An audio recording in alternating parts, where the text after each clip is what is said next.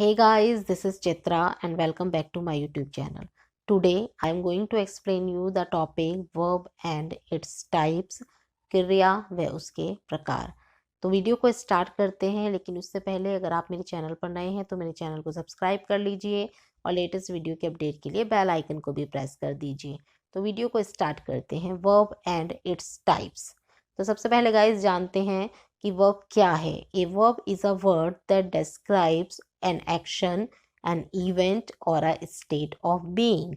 क्रिया वह शब्द है जिससे किसी कार्य का करना या होना व्यक्त होता है।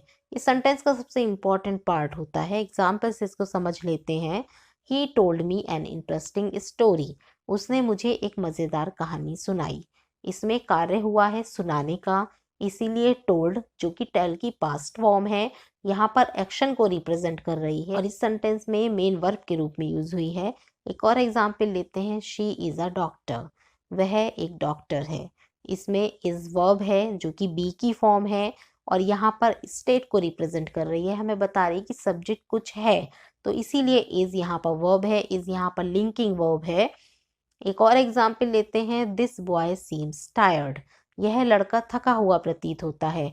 इसमें सीम वर्ब है जो कि बॉय की स्टेट को प्रेजेंट कर रही है, उसकी स्थिति के विषय में बता रही है कि वो थका हुआ है। तो इस तरह से हम गाइस देखते हैं कि वर्ब एक्शन को भी रिप्रेजेंट करती है और किसी की कंडीशन के विषय में या सब्जेक्ट के विषय में हमें बताती है।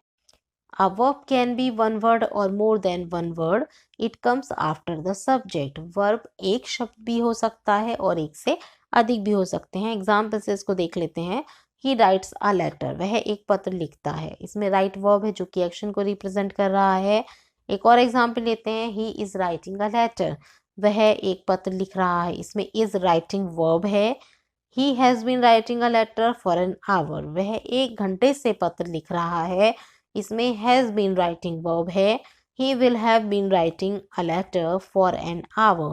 वह एक घंटे से पत्र लिख रहा होगा। इसमें will have been writing verb है। ये सेंटेंस अलग अलग टेंस में है, तो इस तरह से हम देखते हैं कि वर्ब एक शब्द भी हो सकता है और एक से अधिक भी हो सकता है। अब फोकस करते हैं वर्ब के काइंड्स पर। अगर गाइस वर्ब की कैटेगरी की बात करें तो हम वर्ब को दो कैटेगरी में डिफाइन कर सकते हैं, finite verb and non finite verb. Finite verb के अंतर्गत आती हैं प्रिंसिपल वर्ब जिसको लेक्सिकल या मेन वर्ब भी कहा जाता है, सेकंड लिंकिंग वर्ब जिसको कॉपुलर वर्ब भी कहते हैं, एंड थर्ड ऑक्सिलरी वर्ब जिसको हम हेल्पिंग वर्ब भी कहते हैं। ऑक्सिलरी वर्ब दो तरह की होती हैं, primary auxiliary verb and model auxiliary verb.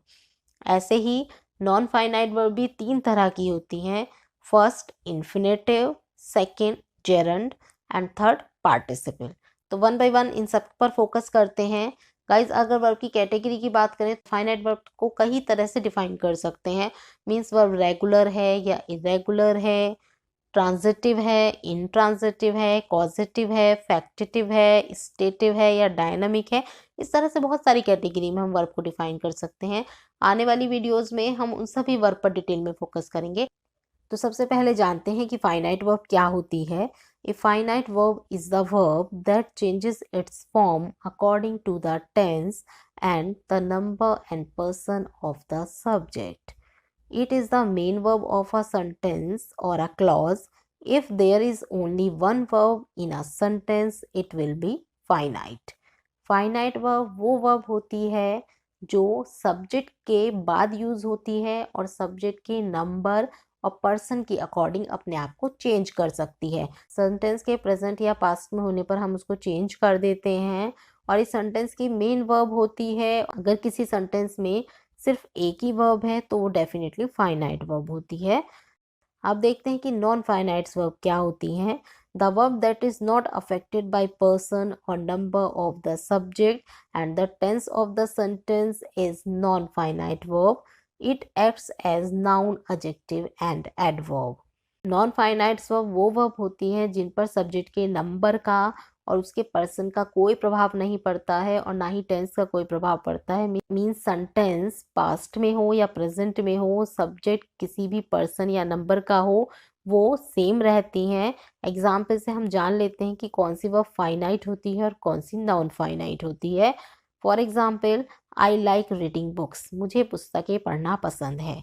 इसमें दो वर्ब हैं, लाइक एंड रीड। लाइक इस सेंटेंस की मेन वर्ब है जो कि सब्जेक्ट के बाद यूज हुई है और सब्जेक्ट के अकॉर्डिंग अपने आप को चेंज भी कर सकती है। अगर हम सब्जेक्ट के पर्सन को चेंज कर देते हैं तो वो वर्ब अपने आप को चेंज कर लेगी। मीन्स अगर हम आई की जगह ही को यूज करते हैं तो लाइक को हम सिंगुलर फॉर्म में यूज करेंगे और सेंटेंस हो जाएगा ही लाइक्स रीडिंग बुक्स। तो यहाँ पर हम देखते हैं कि लाइक सब्जेक्ट के अकॉर्डिंग चेंज हो गया है लेकिन रीडिंग सेम है। अगर हम इस सेंटेंस को पास्ट में यूज करें तो सेंटेंस हो जाएगा आई लाइक्ड रीडिंग बुक्स। तो इस तरह से हम देखते हैं कि यहाँ पर लाइक की फॉर्म चेंज हुई है लेकिन रीडिंग पर कोई फर्क नहीं पड़ा है क्योंकि लाइक यहाँ पर फाइनाइट वर्ब है और रीडिंग यहाँ पर नॉन फाइनाइट वर्ब है। एक और एग्जाम्पल ले लेते हैं, दिस चेयर इज ब्रोकन। यह कुर्सी टूटी हुई है। इसमें इज फाइनाइट वर्ब है, ब्रोकन जो कि पास्ट पार्टिसिपल है इस सेंटेंस में नॉन फाइनाइट वर्ब है। अगर हम इस सेंटेंस को पास्ट में करते हैं तो यहाँ पर इसकी वर्ब चेंज हो जाएगी और सेंटेंस हो जाएगा दिस चेयर वॉज ब्रोकन।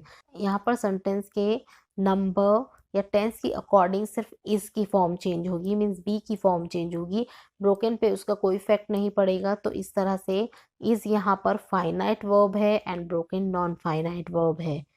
अब देखते हैं कि प्रिंसिपल वर्ब क्या होती है। प्रिंसिपल वर्ब जिसको लेक्सिकल या मेन वर्ब भी कहा जाता है। A principal verb is a verb that provides information and is used to express action. It functions as the main verb of a sentence और अ क्लॉज। प्रिंसिपल वर्ब वो verb होती है जो कुछ इंफॉर्मेशन देती है और एक्शन को रिप्रेजेंट करती है। मीन्स हमें बताती है कि कुछ कार्य हो रहा है, मीन्स कार्य के होने के विषय में बताती है और ये सेंटेंस की मेन वर्ब होती है। एग्जाम्पल से इसको समझ लेते हैं, he gave me a book. उसने मुझे एक पुस्तक दी। इसमें कार्य हुआ देने का, इसीलिए गेव जो कि गिव की पास्ट फॉर्म है यहाँ पर एक्शन को रिप्रेजेंट कर रही है, इसीलिए इस सेंटेंस की मेन वर्ब है। एक और एग्जाम्पल लेते हैं, he told me a story. उसने मुझे एक कहानी सुनाई। इसमें कार्य हुआ सुनाने का, इसीलिए टोल्ड जो कि टेल की पास्ट फॉर्म है इस सेंटेंस की मेन वर्ब है क्योंकि ये फाइनाइट वर्ब है और सब्जेक्ट के अकॉर्डिंग अपने आप को चेंज भी कर सकती है और यहाँ पर एक्शन को भी रिप्रेजेंट कर रही है। एक और एग्जाम्पल लेते हैं, द चाइल्ड वीप्स। बच्चा रोता है। इसमें कार्य हो रहा है रोने का, इसीलिए वीप इस सेंटेंस में वर्ब है, इस सेंटेंस की मेन वर्ब है। अब फोकस करते हैं लिंकिंग वर्ब पर। लिंकिंग वर्ब जिसको कॉपुलर वर्ब भी कहा जाता है। A linking verb connects the subject of the sentence to a word और a phrase and gives information about the subject. Linking verb subject को किसी वर्ड के साथ या किसी फ्रेज के साथ जोड़ देती है, एक ऐसे वर्ड के साथ जो कि सब्जेक्ट के विषय में कुछ इंफॉर्मेशन देता है और उस वर्ड को हम कॉम्प्लीमेंट कहते हैं और वो सब्जेक्ट के विषय में इंफॉर्मेशन देता है, इसीलिए उस वर्ड को हम सब्जेक्टिव कॉम्प्लीमेंट कहते हैं। लिंकिंग वर्ब को अपने मीनिंग को कंप्लीट करने के लिए हमेशा ही किसी वर्ड या फ्रेज की आवश्यकता होती है, उसके बिना उस सेंटेंस का मीनिंग कंप्लीट नहीं होता है। इस सेंटेंस की स्ट्रक्चर होती है subject plus linking verb plus subjective complement और सब्जेक्टिव कॉम्प्लीमेंट के रूप में नाउन, एडजेक्टिव या फिर पार्टिसिपल को यूज किया जाता है। Some linking verbs are be, is, are, am, was, were, become, look, seem, grow, taste, appear, feel, get। Example से गाइज इनको समझ लेते हैं। They are students. वे विद्यार्थी हैं। इसमें आर लिंकिंग वर्ब है क्योंकि वो सब्जेक्ट को मीन्स दे को एक ऐसे वर्ड से जोड़ रही है जो कि हमें सब्जेक्ट के विषय में इंफॉर्मेशन दे रहा है, बता रहा है कि वो क्या है।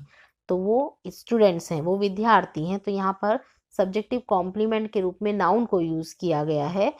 He looks happy. वह प्रसन्न दिखाई देता है। इसमें लुक लिंकिंग वर्ब है क्योंकि वो सब्जेक्ट को एक ऐसे वर्ड से जोड़ रही है जो कि सब्जेक्ट के विषय में इंफॉर्मेशन दे रहा है, मीन सब्जेक्ट को सब्जेक्टिव कॉम्प्लीमेंट से जोड़ रही है। हैप्पी जो कि एक एडजेक्टिव है, यहाँ पर सब्जेक्टिव कॉम्प्लीमेंट के रूप में यूज हुआ है। दे सीम टायर्ड। वो थके हुए प्रतीत होते हैं। इसमें सीम लिंकिंग वर्ब है क्योंकि वो सब्जेक्ट को एक ऐसे वर्ड से जोड़ रही है जो सब्जेक्ट के विषय में इंफॉर्मेशन दे रहा है। इसमें टायर्ड जो कि पास्ट पार्टिसिपल है सब्जेक्टिव कॉम्प्लीमेंट के रूप में यूज किया गया है। अब फोकस करते हैं ऑक्सिलरी वर्ब पर जिसको हेल्पिंग वर्ब भी कहा जाता है। Auxiliary verbs are the verbs that are used to help the main verb to express its meaning in accordance with tense or mood. Auxiliary verb वो वर्ब्स होती हैं जो कि मेन वर्ब के साथ यूज़ की जाती हैं टेंस को डिफाइन करने के लिए या फिर मूड को डिफाइन करने के लिए। ये दो तरह की होती हैं, primary auxiliary verb and model auxiliary verb. तो सबसे पहले जानते हैं कि प्राइमरी ऑक्सिलरी वर्ब क्या होती हैं। प्राइमरी ऑक्सिलरी वर्ब के अंतर्गत आती हैं बी की फॉर्म्स, डू की फॉर्म्स एंड हैव की फॉर्म्स। बी की forms means is, are, am, was, were. Do की forms do, does, did. Have की forms has, have, had. Guys be, do और हैव की फॉर्म किसी भी सेंटेंस में